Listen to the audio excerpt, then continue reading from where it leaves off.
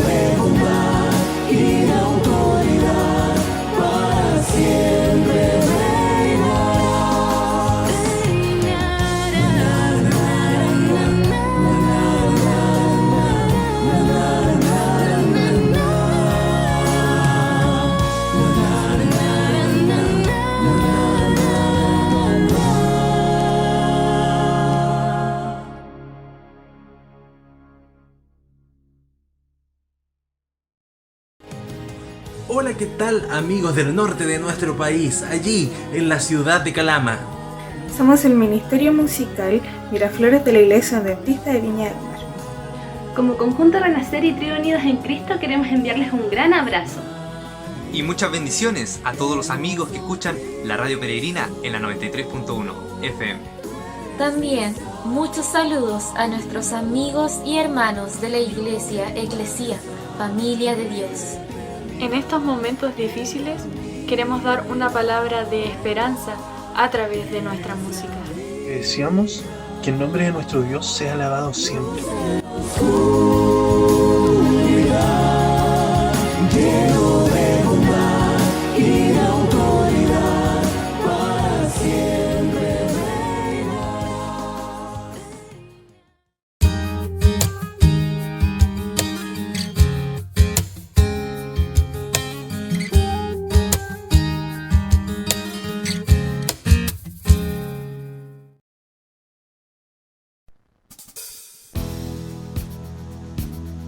Es un placer poder darles la bienvenida una vez más en este culto en casa. Gracias por seguir conectados con nosotros.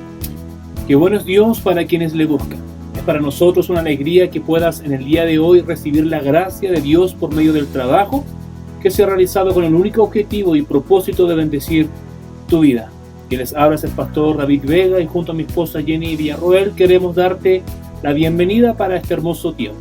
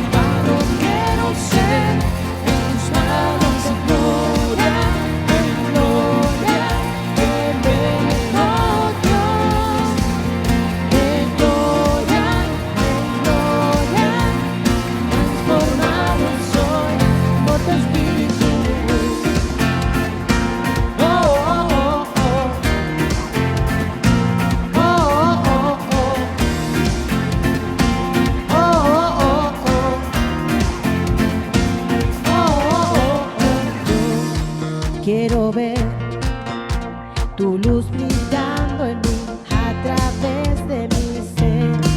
Un altar que todos puedan ver, que todos sepan que eres vida, la esperanza, perfecta gracia que me ha rescatado. Tú eres vida, la esperanza, perfecta gracia que me ha rescatado. contigo yo, Cristo vive en mi barro, quiero ser de tus manos, ya no vivo yo, Cristo vive en mi barro, quiero ser de tus manos, de gloria, de gloria, de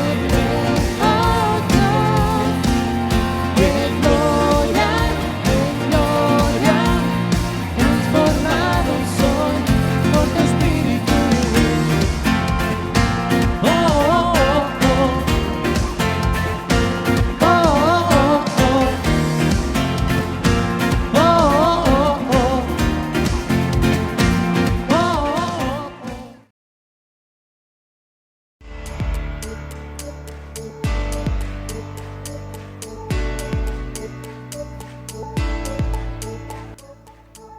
Hola, mi nombre es Claudio y estoy con Priscila.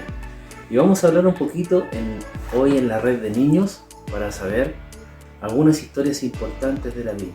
Por ejemplo, Priscila, ¿tú sabes del arca de Noé? ¿Qué pasó el día del arca de Noé?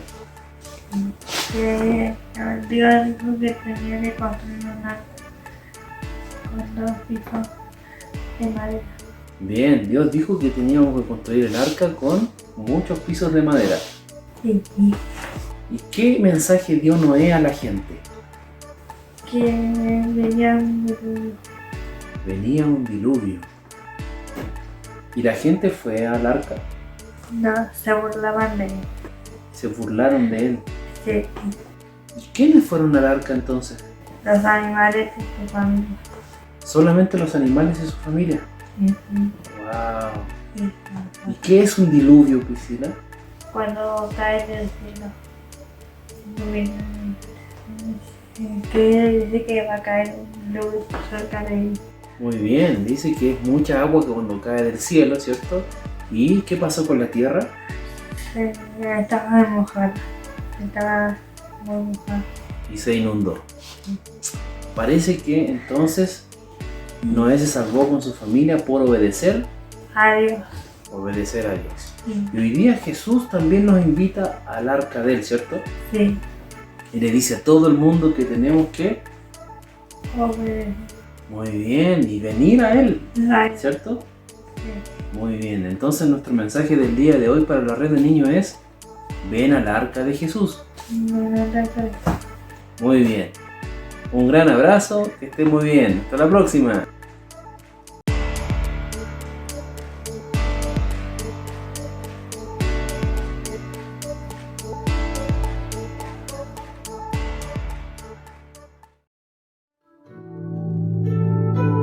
Bendecimos al Señor.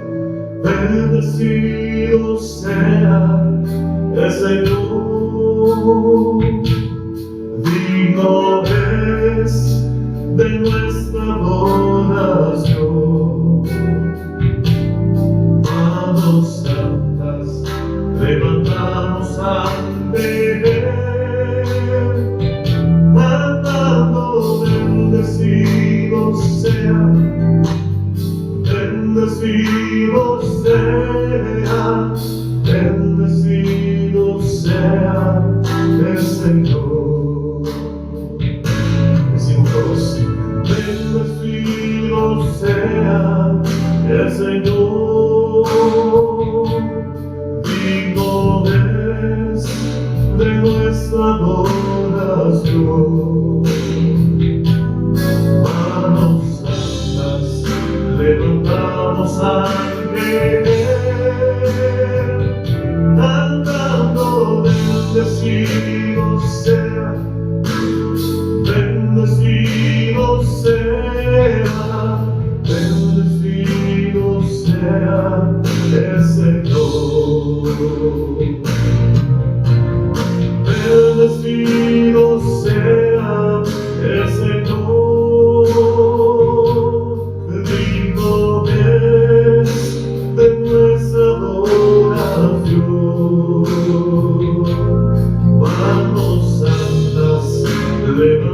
levantamos ante Él, cantando bendecido sea, bendecido sea, bendecido sea el Señor. Bendecido sea el Señor, digno es de nuestra adoración. Manos santas levantamos ante Él, cantando bendecido sea, bendecido sea, bendecido sea el Señor. Manos santas levantamos ante Él, cantando bendecido sea, bendecido sea, bendecido sea el Señor. Oh, oh, oh. Bendecido sea el nombre, Señor.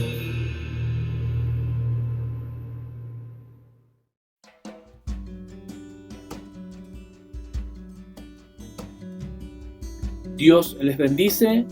Tengan todos un muy buen día. La Red de Hombres Cristianos quiere agradecer el tiempo que tú te das para conectarte en nuestro culto en casa y dejarte la invitación para que puedas participar los días miércoles a las 20 horas de nuestro ministerio, donde la intención y el objetivo es poder equiparte y ayudarte en tu caminar como hombre cristiano. Te esperamos. Dios te bendice.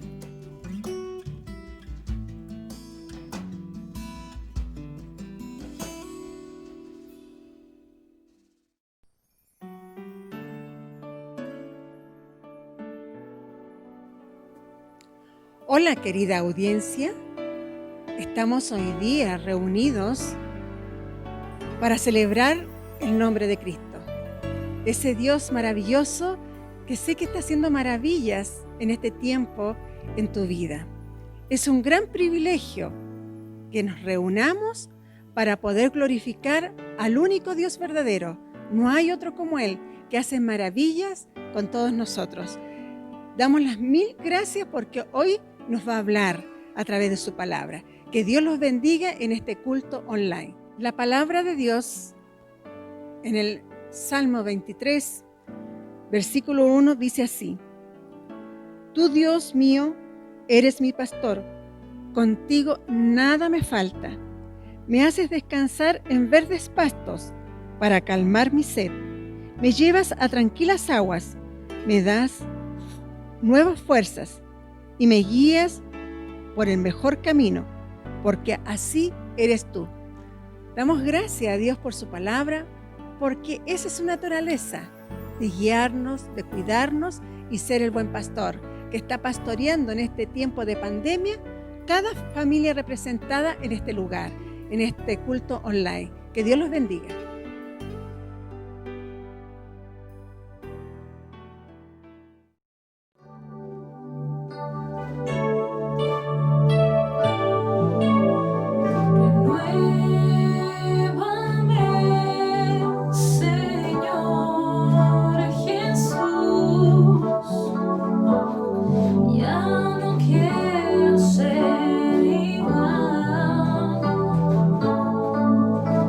Renuévame,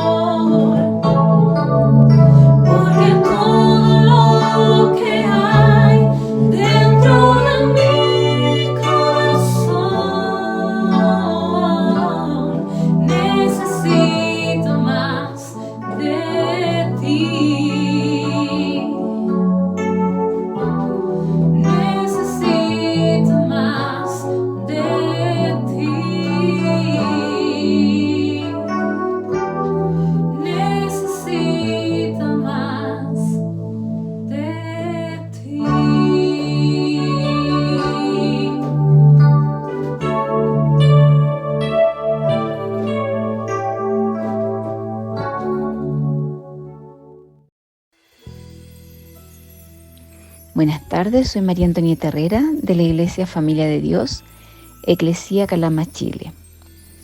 Hoy quiero que analicemos dos preguntas. ¿Es la misión solo para los misioneros de la Iglesia? ¿Dónde debemos misionar? Veamos la primera pregunta. Misionar viene de enviar. El principal objetivo es anunciar el Evangelio, y especialmente mediante obras. En Lucas 10 leemos que envió a sus discípulos. Por lo tanto, para misionar hay que ser discípulas y discípulos. Y para eso hay que dejarse enseñar por Cristo. Hay varias maneras de misionar: orando, ofrendando, yendo, motivando, sosteniendo. Vemos en 2 Corintios 8:8 cómo se muestra el amor de los fieles al ofrendar. Toda la iglesia debe involucrarse en la obra misionera. Y aquí vamos con la segunda pregunta. ¿Dónde debemos misionar? Algunos dicen lejos, otros, ¿por qué no mejor más cerca? Veamos el libro de Hechos. Uno de los libros que más me gusta porque muestra de manera tan hermosa la manifestación del Espíritu Santo.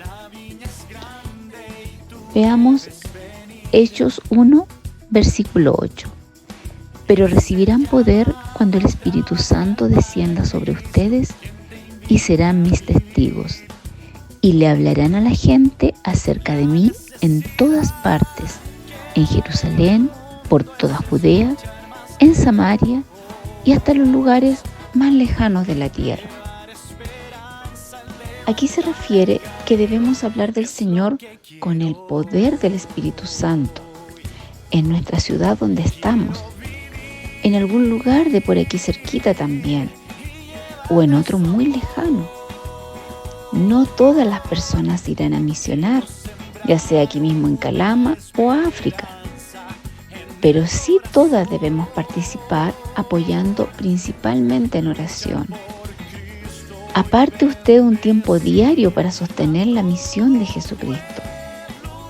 Le invito a orar, a escuchar lo que Dios tiene para usted y apoyar en nuestra Calama, en alguna localidad cercana, en África, donde Dios le diga. Todo es importante. Orar, ofrendar en dinero, ofrendar en tiempo, muy importante, ofrendar en dedicación. Una persona cristiana espiritualmente madura no ignora su lugar principal, nuestra familia, nuestro trabajo.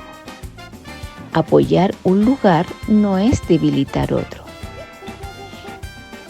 Doy gracias a Dios por todos ustedes que han dejado moldear sus corazones y su generosidad.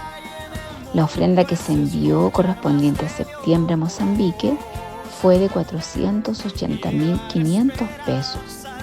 Alabado sea el Señor que no deja a nuestros hermanos pequeños que padezcan hambre.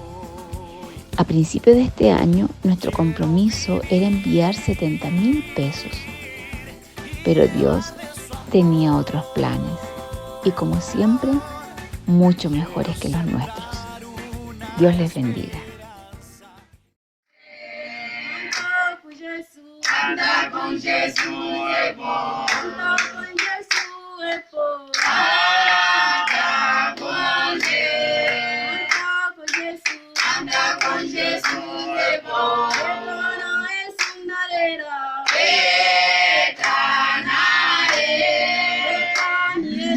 Betana es una arena,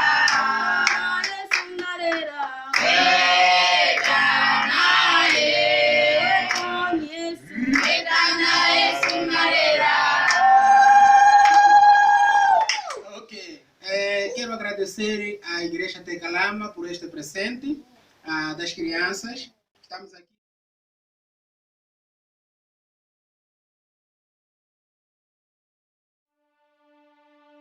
Tengan ustedes un muy buen día, Dios les bendiga. Que les habla su hermano Claudio Miranda de la Iglesia Eclesía Familia de Dios, que junto a nuestros pastores Juan Valencia, Sabina Godoy y David Vega servimos a la congregación y les saludamos fraternalmente a cada uno de ustedes que nos están sintonizando a través de Radio Peregrina 93.1, en Radio Peregrina Comunicación, en redes sociales también y en las páginas de Facebook de Red de Hombres Cristianos Eclesía Chile Familia de Dios, junto también al canal de YouTube, ¿cierto? Donde se transmite también en forma de estreno este culto desde en casa, ¿cierto? Esta conexión en línea que estamos teniendo el día de hoy. Habiéndolos saludado a cada uno de ustedes, agradeciendo también el tiempo que han dedicado para poder escuchar la palabra de Dios en tiempos distintos, en pandemia, pero estamos acá reunidos de una manera distinta, pero siempre llevando el mensaje de Dios a sus casas, a sus vidas y a sus corazones. Así que un gran abrazo y vamos a comenzar lo que nos convoca el día de hoy.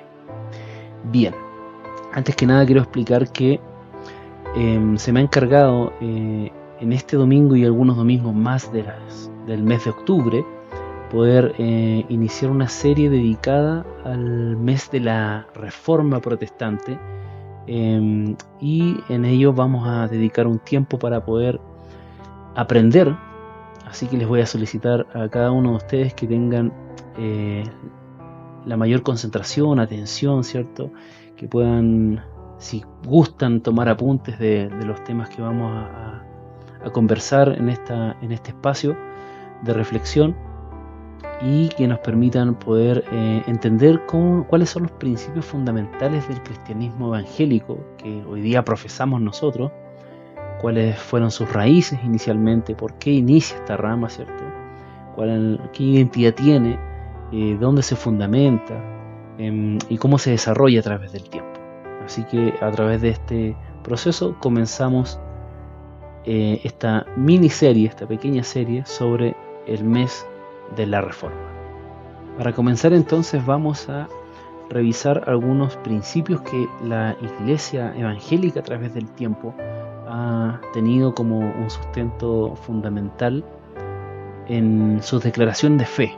Bien, tenemos que remontarnos sí al año 1517, ¿cierto? Cuando nombramos un poco lo que ocurre con este personaje que muchos lo conocen y muchos han oído de él también porque es un contenido que también se pasa en educación básica, que se llama la Reforma, justamente, el mismo nombre lo lleva, que sucedió en Alemania en 1517 con un señor llamado Martín Lutero, un monje agustiniano, católico, por lo demás, que inicia una protesta o una especie de declaración que ofende a la Iglesia, donde él no está de acuerdo con muchos puntos sobre el catolicismo de aquel entonces. Basándonos en ese punto de la historia, en 1517, vamos a retroceder en el tiempo, antes de ese tiempo, o de ese año, y vamos a conocer algunos personajes que iniciaron antes este movimiento, para poder explicar de qué se trata, qué contiene la Reforma, ¿cierto? Y por qué nosotros nos familiarizamos tanto con este concepto de los protestantes. Bien, ok, primeramente quiero aclarar que el término protestante viene justamente de este proceso de declaraciones que son consideradas protestas dentro de la Iglesia, que inicia con fieles sacerdotes católicos que querían saber de Dios, conocer del Señor y necesitaban obviamente llegar a entender al Dios de la Biblia. Pero había muchas condiciones en ese tiempo, en el siglo XVI, siglo XV, siglo XIV, vamos a hablar de esos siglos, porque la iglesia imperante era la iglesia católica apostólica romana, del Imperio Romano, que se había extendido a través de los siglos, y tenía una preponderancia muy importante en las decisiones monárquicas de aquel tiempo en cada país, ¿cierto? En cada reinado había un consejero católico, un cardenal católico o una persona que tuviera ese concepto de consejería de alto grado o alto rango en el catolicismo. Pero vamos a iniciar con una pregunta interesante sobre esto. Porque si bien los que pueden ubicar a Martín Lutero como un personaje preponderante en la historia de la humanidad, ojo, no solamente del cristianismo, sino de la humanidad como tal, pueden tener alguna referencia, porque en historia cuando se enseña esto se enseña en el área económica, en el área política, en el área social, los cambios que ocurrieron en la época para los países que estuvieron viviendo este proceso de reforma religiosa como tal, y las consecuencias que trajo también a través de este proceso de descubrir el concepto de Dios de una forma distinta, ¿ya? De una forma distinta. Bien, vamos a ir entonces directamente a lo que nos convoca y vamos a hablar de unos señores que se llamaban los pre-reformadores, o no se llamaban como pre-reformados, sino se los consideró pre-reformistas. O sea, antes del reformador, del concepto de religioso, el concepto de Dios, ¿cierto? Que se llama Martín Lutero. Más adelante vamos a tener la oportunidad de poder hablar sobre Martín Lutero. Hoy nos vamos a dedicar a conocer a este personaje o a estos personajes que son proto-reformadores o pre-reformadores. Proto es inicial o los primeros, a eso se refiere la palabra proto. Bien. Entonces, quiero ir, que si me pueden acompañar en este momento, vamos a ir a considerar una pregunta inicial que tengo por acá. ¿Se han preguntado ustedes si existieron personajes que fueron personas que también se opusieron a la consideración de la Iglesia Católica de esos tiempos o a la idea social que contenía sobre el concepto de Dios? Tal vez nosotros cuando pensamos en el concepto de Martín Lutero y la reforma y esta protesta que se hizo en Alemania, en una iglesia, en la catedral de una iglesia de Wittenberg, cuando Martín Lutero plantó ahí 95 postulados contra el papado, contra lo que se consideraba el concepto de Dios, basándose en las escrituras bíblicas. Pensamos que solamente fue una idea de que nació de Martín Lutero y fue un avesado. Pero antes de Martín Lutero existieron otros personajes. Para contextualizar un poco de lo que sucedía en ese tiempo, vamos a pensar que desde que los apóstoles, fíjense que vamos a ir a retomar un poco de la historia bíblica. Cristo vino, resucitó, dejó apóstoles, que ellos se dedicaron a poder fundar iglesias en el inicio de los tiempos, y luego estas iglesias se multiplicaron. El cristianismo no fue derrocado, a pesar que el mismo imperio romano de los tiempos de los padres de la iglesia persiguieron a la iglesia como tal, como una nueva religión, considerada una secta judía, porque venía del judaísmo, venía del concepto de deidad de los judíos. Entonces, esta persecución, esta fuerza de poder aplastar a la iglesia, llegó a un punto en que el imperio mismo no logró contener. Y pasaron los tiempos, ya en el año 300 en adelante, donde ya en 360 se logra poder obtener o considerar la iglesia cristiana como la iglesia oficial de Roma, y desplaza las otras religiones. Obviamente hay una historia más profunda detrás, ¿cierto? Hay emperadores que lograron hacer esto, que inició fue el emperador Constantino, del cual no nos vamos a referir hoy día, porque la idea no es fundamentarnos en el proceso de los emperadores que aportaron al cristianismo, sino entender que el cristianismo siempre partió desde una rama sencilla, humilde del pueblo, de la gente, de los desamparados, pero llega un punto en la historia donde uno de estos emperadores, que sí lo vamos a nombrar, que es Constantino, logra aceptar y considerar el tema de la religión cristiana como parte fundamental también de su imperio, y luego los emperadores que vinieron después lo consideraban como la religión oficial del reino entero. y desplazando a las que existían ya de las deidades greco-romanas. Entendiendo este punto, la iglesia o los clérigos cristianos, que por lo demás no existía una rama católica, era un cristianismo universal. De hecho, uno de los conceptos por los cuales se considera el concepto católico es cristianismo universal. Por lo tanto, se entiende que no había una división del concepto del cristianismo, sino que al contrario, tenía una aceptación desde el punto de vista general para toda la comunidad, y estas comunidades que empezaron a crecer dentro del reino de Roma. Entonces, pero el cristianismo llega a puestos altos, puestos que nunca se pensó que iban a estar.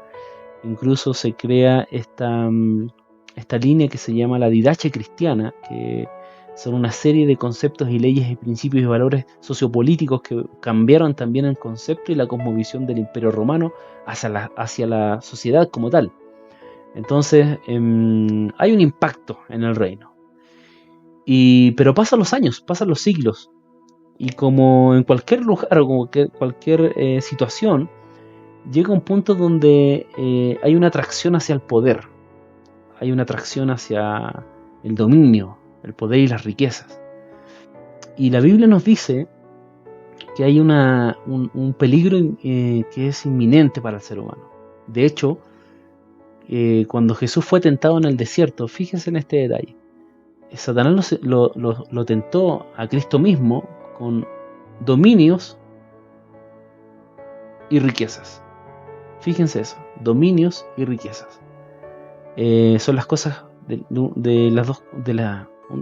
de las tres cosas que Satanás le ofreció a Jesús, con tal de que Jesús le rindiera pleitesía y le adorara. Y después Jesús enseña a sus discípulos que no se puede servir a Dios y a las riquezas al mismo tiempo. Mire qué interesante lección lo que nos da el Señor.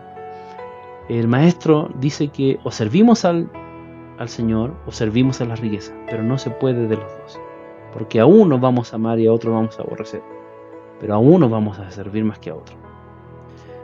Es interesante esa enseñanza bíblica que nos dejó en los evangelios, y después remontarnos a la historia de lo que ocurre con el cristianismo cuando ya tiene poderío dentro del Imperio Romano, y empieza a haber corrupción dentro del cristianismo que se conocía, y empiezan a haber otras condiciones que preparan el escenario para que venga este concepto de división. Sucede que los clérigos del Imperio Romano, ¿cierto? Los clérigos cristianos del Imperio Romano que tenían altos cargos, eran consejeros de reyes, consejeros de los emperadores, y como esto se extendió a varios países, el cristianismo católico obviamente también se extendió a varios reinos o reinados, y logran tener una preponderancia que no se pensó jamás que se iba a tener. Pero las personas que intentaron obtener estos cargos fueron personas que no fueron piadosas, no fueron cristianos reales, porque fueron atraídos a esos cargos y a estudiar y a ser ministros y a ser sacerdotes, muchos de ellos atraídos por obtener un cargo, por ejemplo. La cosmovisión greco-romana consideraba un concepto que era la dignitas. Es importante este concepto, porque habla de honor. No es la dignidad que nosotros conocemos. Y todas las personas son dignas al momento de nacer porque son todas hechas criaturas de Dios, sino que para poder ganarse el honor había que trabajar por ello. Y normalmente los que ganaban honor en la sociedad y tenían alto estatus eran aquellos que obtenían cargos importantes. Y obviamente era la clase alta. Una de las formas de escalar hacia la clase alta y de poder ver esa prosperidad y tener honor o el dignitas de la sociedad era ser un clérigo o un sacerdote católico y llegar a los altos puestos, donde se otorgaban obviamente por el servicio a Dios y por la importancia de la representación del evangelio o de la religión en sí oficial, tener ciertos tipos de riquezas, ciertos tipos de títulos, ciertos tipos de dominios. Por lo tanto, una persona era bastante bien recompensada por estar en esos puestos. También se llegaron a consensos donde se consideró que la gente común, la gente que no era clérigo, que no era sacerdote, no tenía acceso directo para poder leer las escrituras, ni la santidad correcta para poder acercarse a él, o a este tipo de literatura tan sacra, tan santa. Por lo tanto, dentro de los procesos de las escrituras se hizo una traducción de la Biblia. Recuerden que la Biblia está escrita en 3 idiomas: arameo, hebreo y griego. Son los idiomas originales de la Biblia. Pero la Iglesia Católica imperante tradujo las escrituras a la versión Vulgata Latina. La Vulgata Latina era la traducción oficial de la Iglesia, y fíjense que solamente los sacerdotes aprendían latín y sabían leerla, los que obviamente se entregaban al ministerio.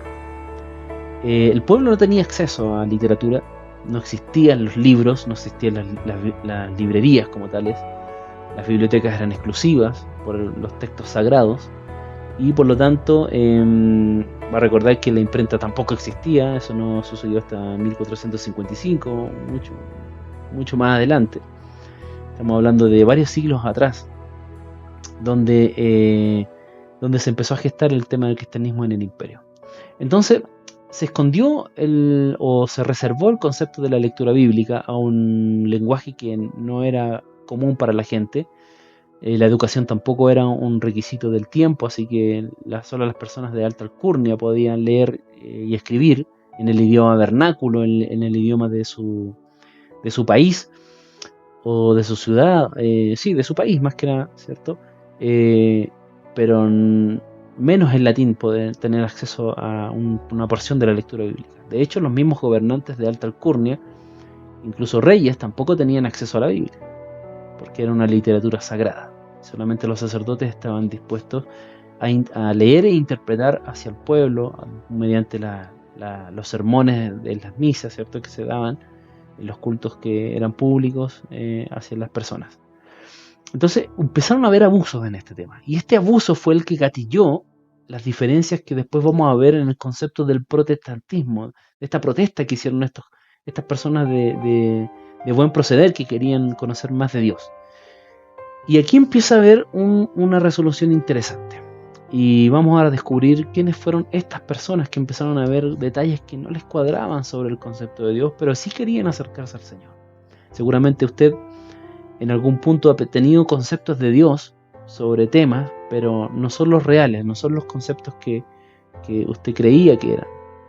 Seguramente cuando empezó a leer la Biblia en estos tiempos, hablando de la iglesia, de las personas de este siglo, se da cuenta de cómo es el concepto de Dios o el carácter de Dios, y no era lo que les decían los amigos, la abuelita, el tío, la familia. No es con el concepto que creció, sino que hasta que lo estudió y lo vio directamente en la Biblia.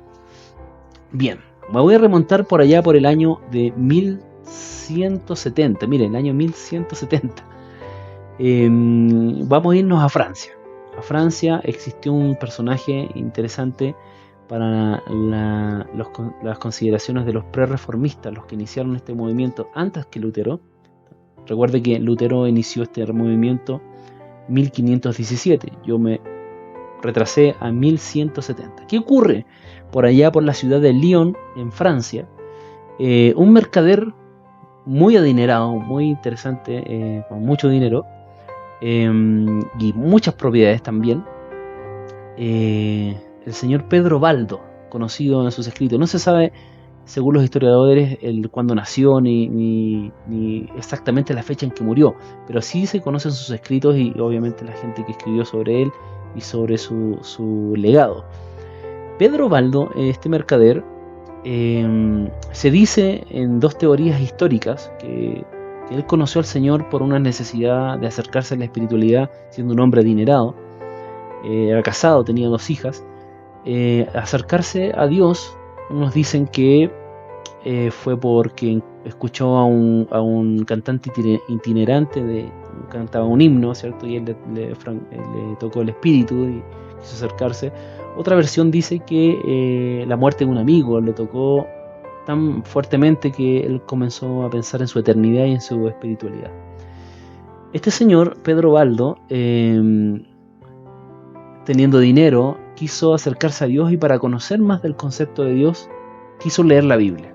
El problema es que, como les contaba recién, que la Biblia solamente estaba en el latín, y personas incluso como él, que eran personas con dinero, no podían tener acceso a leer latín o saber algo de latín.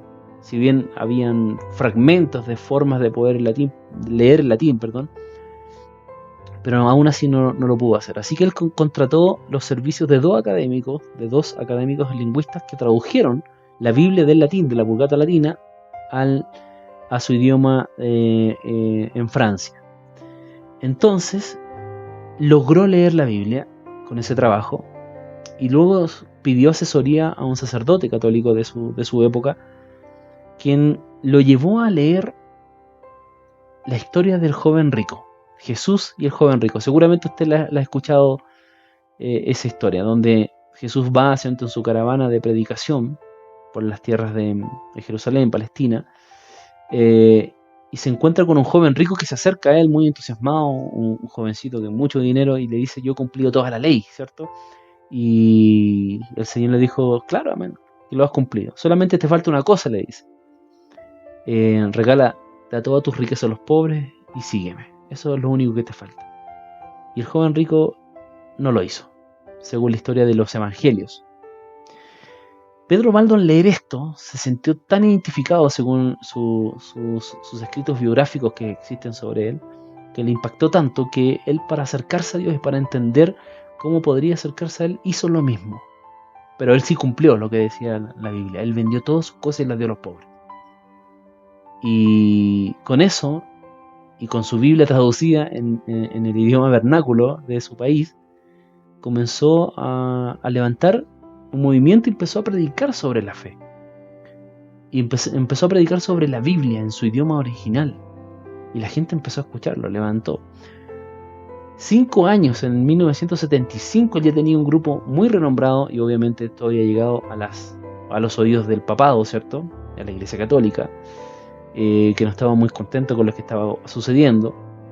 Así que obviamente hicieron una condenación sobre sus escritos. En este caso, Pedro Baldo también, habían cosas que se empezó a dar cuenta mientras más leía la escritura que no correspondían, y comenzó este proceso allá en Francia a darle la verdad a las personas que él servía y ministraba. Es interesante porque los excomulgaron de la iglesia, ¿cierto? Por sus enseñanzas, ¿sí? Y el movimiento obviamente empezó a tomar más fuerza y más seguidores, porque se entendía que la gente pudo tener acceso a la Biblia como tal. Bien, esto sucedió muy fuertemente, pero en el año 1205, Pedro Baldo, se dice que es más o menos el año donde él murió, ¿cierto? Dejó el legado a sus seguidores, a las personas que estaba él discipulando dentro del Lyon, Francia, y sus escritos y sus movimientos llegaron a salir del país. De hecho, después toda Francia ya tenía esta información de Pedro Baldo, sus escritos, sus sermones. La gente empezó a entender que la Biblia, el Dios que se les presentaba no era el mismo que presentaba la iglesia, que habían cosas que no correspondían, y empezó un movimiento muy, muy complejo y muy abierto. Cosas que, por ejemplo, enseñó Pedro Baldo. Por ejemplo, él rechazó la autoridad del Papa como la autoridad por sobre todo, puso a la Biblia como autoridad única, dispuso que el purgatorio obviamente no existía, no estaba fundamentado en la palabra de Dios, que las indulgencias no eran cristianas, no eran bíblicas, que es un tema, les vamos a explicar qué era la indulgencia, el bautismo y la comunión, obviamente la adoración a los santos, la adoración a las reliquias, entre otros temas que empezó a seguir en el tema. La Iglesia Católica obviamente persiguió a los valdenses, pero este se expandió a varios países y a varias partes de Europa, y por ejemplo su tema creció por toda Francia, como cierto, y llegó hasta Austria, Hungría, Alemania, Polonia. Son países que conocieron a los valdenses hasta ese tiempo. ¿Por qué me detengo tanto en los valdenses? Porque es una historia que no se conoce tanto de Pedro Baldo, pero que impactó por muchos años. Estoy hablando que a pesar de que la persecución que existió en varios países, porque llegó hasta Italia, el movimiento se extendió hasta el norte de Italia, obviamente España también fue tocado por este tema, pero allá se creció muy bien en Italia, y al final la persecución católica los llevó a refugiarse en las montañas de Francia, en los sitios como estos geográficos, y en las montañas de Italia también, en las áreas montañosas. Fue reducido, sí, hasta el siglo XV, pero imagínense, estamos hablando del siglo XII al siglo XV, donde ellos mantuvieron, y en el tiempo que estaba Martín Lutero también existían los valdenses, o sea, ellos perduraron con la Biblia traducida desde el idioma vernáculo hasta los días que se propiciaron hasta ese tiempo. Bien, este es sobre los valdenses. Un dato importante sería comentarles que existen iglesias evangélicas protestantes hoy día en países como Italia, Suiza y en Uruguay y Argentina. Son vigentes sobre los valdenses. Así que es una bonita historia que, si usted un día gusta profundizarla más, va a ser de mucha bendición para su vida. Aquí quiero llegar con esto, que parece que este movimiento reformario anterior a Martín Lutero, que inicia con este tema, parte por una causa, y este es uno de los principios a los cuales yo me voy a referir el día de hoy, para terminar esta reflexión primaria sobre este tema. Quiero que me puedan acompañar obviamente a unos versículos bíblicos, porque existen 5 principios fundamentales del protestantismo que en general los cristianos evangélicos mantenemos desde los tiempos de la Reforma. Se conocen como las 5 solas, y se las voy a nombrar para que las pueda conocer.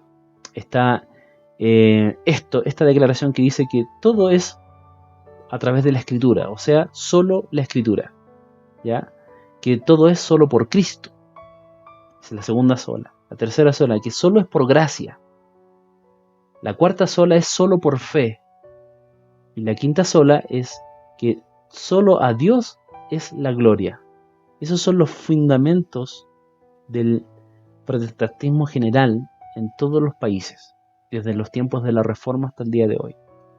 Consideramos entonces que solamente la Escritura tiene autoridad, que todo es por Cristo, que solamente es por Cristo, ¿cierto? Solamente es por gracia, que solamente es por fe. ¿Y a qué se refiere esto? Al concepto de la salvación, ¿cierto? Y al plan de Dios, y que todo es para la gloria de Dios. Ahora vamos a detenernos en un principio fundamental que llevó a los reformadores a tener esta condición. Sola Escritura. Quiero que me acompañen acá. Y esto está en 2 de Timoteo 3, del 16 al 17, que dice que toda la Escritura es inspirada por Dios y útil para enseñar, para redarguir, para corregir, para instruir en justicia, a fin de que el hombre de Dios sea perfecto, enteramente preparado para toda buena obra. El segundo versículo que apoya esta sola, que se llama sola Escritura, está en Romanos 15, versículo 4, y dice así: porque las cosas que se escribieron antes para nuestra enseñanza se escribieron, a fin de que, por la paciencia y la consolación de las Escrituras, tengamos esperanza. Lo que está diciendo que estos 2 versículos apoyan el concepto de la sola Escritura, que lo vamos a ver cómo se genera más adelante. Fíjense que Pedro Baldo, este pre-reformador, llegó a la conclusión de conocer a Dios y de este movimiento evangélico, por los demás, que no tenía ni siquiera ese nombre en ese tiempo, pero solamente por leer las Escrituras y entender que lo que enseñaba la iglesia no era lo que decía Dios en su palabra, y entendió que la palabra es mayor a cualquier autoridad eclesiástica que nos puede decir otra cosa que sea contrario a lo que tenga la palabra del Señor. ¿Qué consejo les puedo dejar el día de hoy con esto? Los tiempos antiguos, de los cuales nosotros estamos nombrando como este primer reformador, Pedro Baldo, no son distintos a los tiempos de hoy día. Hoy tenemos también peligros inminentes sobre el concepto de Dios. Toda la gente que nos rodea tiene ideas sobre Dios, conceptos sobre Dios que han aprendido, que han oído, que son mitos sociales, ¿cierto? Mitos urbanos, de todo un poco, hay sincretismo de combinaciones entre el concepto de Dios y las energías, y por ahí que consideramos el panteísmo, que es una idea de que Dios está en todos lados y que la naturaleza es Dios, y tantas ideas que combinamos con respecto al concepto de Dios, pero que no es la verdad. Como cristianos tenemos que procurar, usted tiene que procurar, yo tengo que procurar, que la palabra sea la autoridad máxima con respecto a la imagen de Dios. El libro de Juan, el Evangelio de Juan, en su primer capítulo, dice lo siguiente, que Jesús es la palabra, es el logos, es la verdad. Entendemos que cuando Juan hace esta especie de alegoría o tratar de explicar de que Jesús mismo, el Mesías, es la palabra encarnada, que todo lo que está en la Biblia es Él, y Él es la identidad plena de su escritura, entonces entendemos que Él es la verdad, el camino y la vida. Por lo tanto, la Biblia tiene como tal esa función en nosotros, porque es el reflejo de Jesús. A lo que quiero llegar es esto. Hoy día tenemos que tener mucho cuidado con tantas tendencias de iglesias que hay. Le aseguro que no existe la iglesia perfecta, pero sí la iglesia bien fundamentada en la Escritura. Y esa es la iglesia donde usted tiene que caminar, donde se enseñe la palabra de Dios y a Cristo como centro de ella. Yo les comenté el mes pasado, cuando pude hablarles también de una reflexión sobre el mes de la Biblia, que el tema principal de la Biblia, de Génesis a Apocalipsis, es Jesucristo. Por lo tanto, una iglesia donde usted pueda caminar, oír, ¿cierto?, discernir, escuchar, sentarse, tiene que hablar de Cristo como principal centro de foco de atención. Y segundo, tiene que exaltar la palabra de Dios para que usted pueda aprenderla. Porque puede ser que yo lo esté engañando a usted.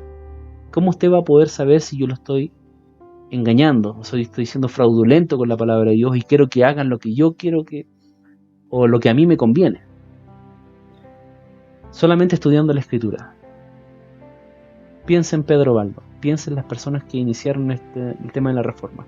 Siempre ese avivamiento que se vivió en la antigüedad fue provocado por el conocimiento de la palabra de Dios, no por otra cosa. Obviamente el Espíritu de Dios metido ahí, el movimiento, la conmoción, lo que Dios crea, pero hay una fe razonable que se sustenta no en una fe en sensaciones experienciales, en sueños y revelaciones, sino más que la palabra. La palabra fue la base de todos estos movimientos reformarios. Entonces, la forma de cuidar su vida, su alma, su fe y su desarrollo como cristiano o cristiana es yendo a la palabra, buscando en ella, interpretándola bien, pero comprobando en su mente, en su corazón, que tiene que haber una coherencia entre lo que cree y lo que piensa. O sea, lo que yo creo en mi corazón, se lo voy a decir de esta manera, tiene que tener sentido en mi mente. ¿Cómo logro eso? Estudiando las Escrituras. Le invito a ser como Pedro Baldo, le invito a ser como otras personas más que iniciaron el movimiento reformario y que pueda ir en pos de este Evangelio santo, bendito, que Jesús nos dejó. Que Dios les bendiga.